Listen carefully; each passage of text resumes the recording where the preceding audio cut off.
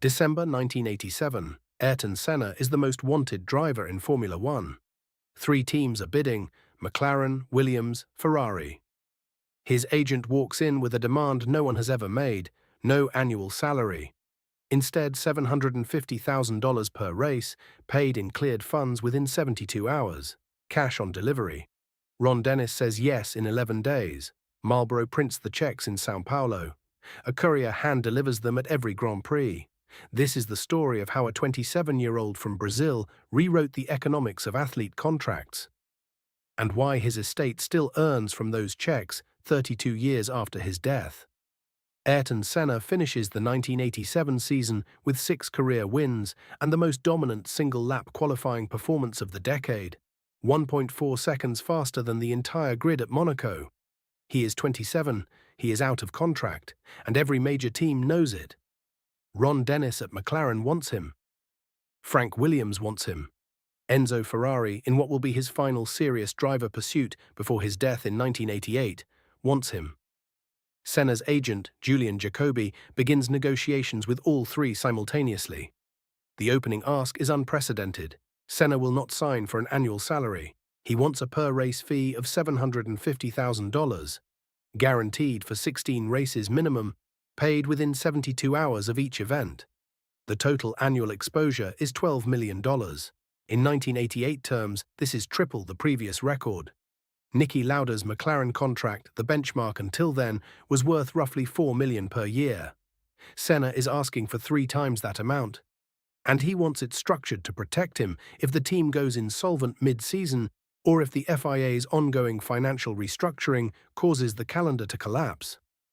Williams refuses immediately. Ferrari hesitates. Ron Dennis accepts within 11 days. The deal is underwritten by Marlboro, McLaren's title sponsor, through Philip Morris International.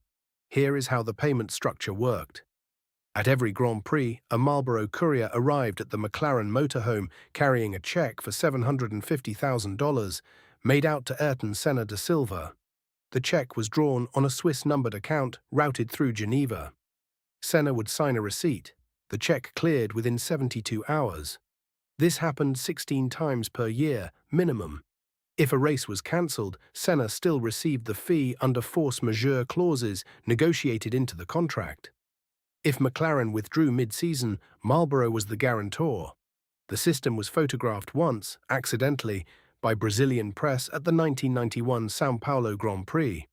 The image shows Senna grinning, holding what looks like a personal bank cheque the size of a sandwich board. The photograph circulated in Brazilian media for years afterward as proof of his earning power. It also triggered questions from the Brazilian tax authority, which Senna's accountants resolved by showing that all payments were routed through a Monaco-domiciled holding company, taxed at the Monegasque corporate rate of 0%. The structure was legal. It was also bulletproof. No other driver had negotiated anything close. Senna drove for McLaren from 1988 through 1993. 5 seasons, 80 races, 3 world championships. Across that period, he was paid approximately $60 million in race fees alone. That figure does not include his Honda personal endorsement, worth an additional $4 million per year, paid separately by Honda Motor Company as part of their engine supply agreement with McLaren. It also does not include his Brazilian sponsorship empire, Banco Nacional, Bradesco, Audi Brazil, and a dozen smaller regional deals managed through his São Paulo-based holding company. Total earnings from 1988 to 1993 are estimated between $85 and $95 million. Adjusted for inflation, that is roughly $200 million in 2025 terms. Senna was not just the highest-paid driver, he was the highest-paid athlete in motorsport history and among the top 5 highest-paid athletes in any sport during that period. The only comparable figures were Michael Jordan, Magic Johnson, and Mike Tyson. The difference: Senna structured his deal to guarantee payment regardless of performance, injury, or team solvency. Jordan's Nike deal had performance escalators. Senna's McLaren deal did not. He was paid whether he won or finished last. In late 1993, Senna negotiated his final contract, 1 season with Williams for $20 million, payable in 2 installments, $10 million on signing in December 1993.